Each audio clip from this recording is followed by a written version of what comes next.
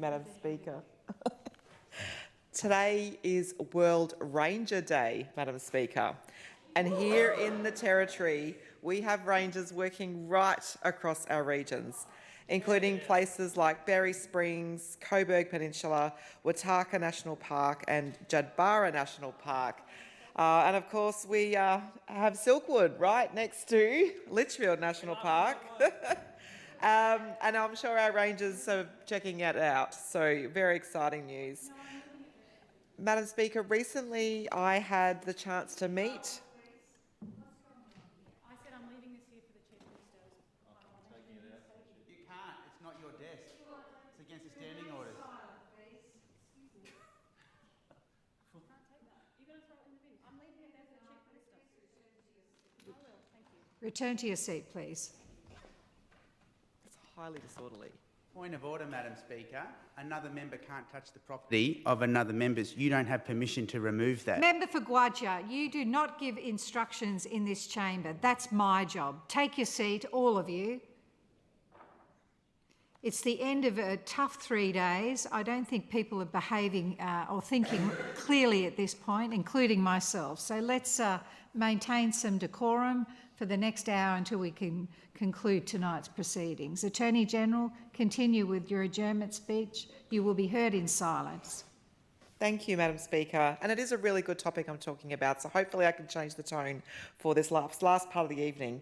Because recently I had the chance to meet with some of our great rangers, including the Director of Northern Australian Park, Dean McAdam, Ranger Matt Stiles, Senior District Ranger Sam Croft, Wildlife Operations Director Kristen Hay, District Manager of the Darwin Urban Parks Louise Keane, Ranger Mitch Flynn and Senior District Ranger Mark Durand. A really great group of people. We went out there looking at Casuarina Coastal Reserve and just hanging out and having a chat. And I wanted to give a special shout out to Kristen Hay, who will retire tomorrow after more than 40 years as a ranger. In fact, she was one of the first female rangers in the Territory, serving as an example for future generations. And Kristen told me that of how she became a ranger. She said her mum saw an ad for a ranger trainee in the paper in Tennant Creek, and upon meeting with a ranger about the role, he'd said, but you're a girl. And Kristen responded, yeah, that's true, I am. And so he went on to tell her a ranger was man's work, telling her you've got to get dirty, you've got to get empty the bins, and how are you going to manage all that? And she was like, you know what? I think I'm made for this job and I'm going to do it. And if that's how it is, let's see what we can do about that. So she's an absolute inspiration. I've met her a couple of times now. She has worked right across the Territory in various parks and reserves. So well done to Kristen and congratulations on your retirement. I'm sure you'll find plenty of awesome things to do. You'll probably still be going out to the parks to enjoy them, I think. And of course, Madam Speaker, rangers share their knowledge with locals and visitors, including educating our young ones through their Junior Ranger programs for kids and their Parks Alive program for people of all ages to learn more about rangers. They also play an important role in keeping people safe through crocodile management, showing ranger groups, our government around the world how to protect wildlife while ensuring people can safely enjoy our unique environments and waterways, which we know are a huge tourism draw card. And they are always there when people need them, first on the scene at incidents and assisting with search and rescue operations. So thank you to our amazing rangers right across the Territory. Madam Speaker, a couple of weeks ago I attended the Darwin Corral 40th Jubilee. It's 40 years of the Darwin Corral. It was a fabulous night at the Doubletree Hilton on the Esplanade there, and it was fabulous food, fabulous service, and just a really overall fantastic night. Some people I think I should give a shout out to, and there's some of the key people that were organisers of the event, and of course Annette Gore, who's the chair of the Darwin Corral board, Debbie Barnett, who's the secretary of the board, and Martin Gore, who's a board member.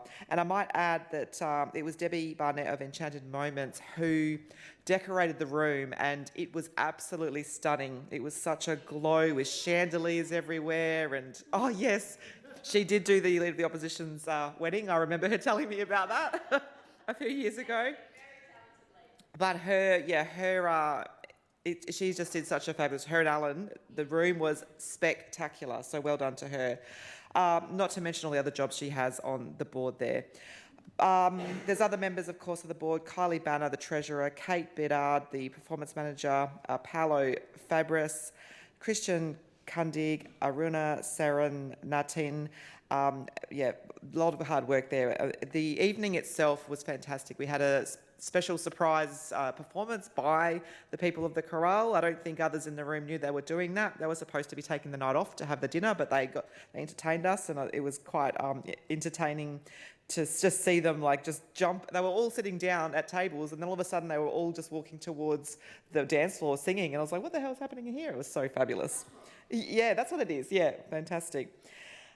We also heard from Dr. Dean Patterson, who is the conductor emeritus. I think that's how you pronounce it. He was the first conductor and founder of the Darwin Chorale, and he was there with his wife, Meredith Patterson, and we got to hear his story and how it all began. He took us through a bit of a journey, and at the same time, we then got to see a compilation, like a highlights reel of all the different productions that had happened over the last 40 years, not only the Darwin Chorale, but also Superstar Productions, productions like Mary Poppins, which was quite recent, or Les Miserables, and there was so many of them, I honestly can't remember, but it was fascinating to see all the old photos, all the old videos, all put together. And of course, Dr. Laura Lewis, AM, she is still conducting, but I believe she's stepping down to only one concert per year these days, and she welcomed Mr. Peter Sampson as our new conductor. So, and of course there were other conductors present as well, which I think I might have mentioned Paolo Fabris before, but also Michael Lachlan. And there was a room full of people who had travelled near and far to celebrate. So fantastic night. Congratulations to the Darwin Chorale. It was a really interesting night because so many people might have seen each other for a little while because they went, they may not live here anymore, and they were just having a fantastic time catching up on the old times. So you can tell it's a really great group to be part of. In my last couple of minutes, I would just want to touch on the Irish Music Festival. NT-Irish Association put together the NT-Irish Music Festival at the Darwin Ski Club this recently, and it was quite the turnout. There was literally thousands and thousands of people there at the ski club in the afternoon, and then going right into the night. There were performances from the Tara Irish Dance Academy, Rinsnar Heranan Irish Dance Association, Celtica Performance Dance Academy, music by Crack Enon, Aslan, a bunch of Celts, the Bloody Marys, Enbar, and McCarthy's Law. And of course the organisers there is Darwin Ski Club with Paul Gurr and Daniel Jones, who are committee members, but SRO Events, Ronan Mackay, Breda Davies, Shane Mackay, Martin Riley, Podge Fitzsimmons, Tracy O'Driscoll, Sierra Doherty, Nicola Bradley, Leanne Longname, Tish Sheridan, Carol McWheely, Teresa O'Kane, Lisa Woodruff, and Mel Thompson, and Michael McCarthy. That's a massive committee that they have, and I noticed I had some photos with them and had a big chat to them, and they're all pretty happy people, and they all do a fantastic job. I got to pour myself a Guinness. I believe the Chief Minister had rocked up just before I did, and she also had poured a Guinness. I think she probably did a better job than I did because mine was looking quite terrible, but I did have a little taste and I quite enjoyed it. So it wasn't as dark and thick as I thought it was going to be. I thought it was going to be really thick, and it wasn't. It was actually very nice. So well done to the NT-Irish Festival. I think it is an event that's supported by the Northern Territory Government. Looking forward to seeing it become better and better every year, because it certainly was an amazing festival to be part of. Thank you, Madam Speaker.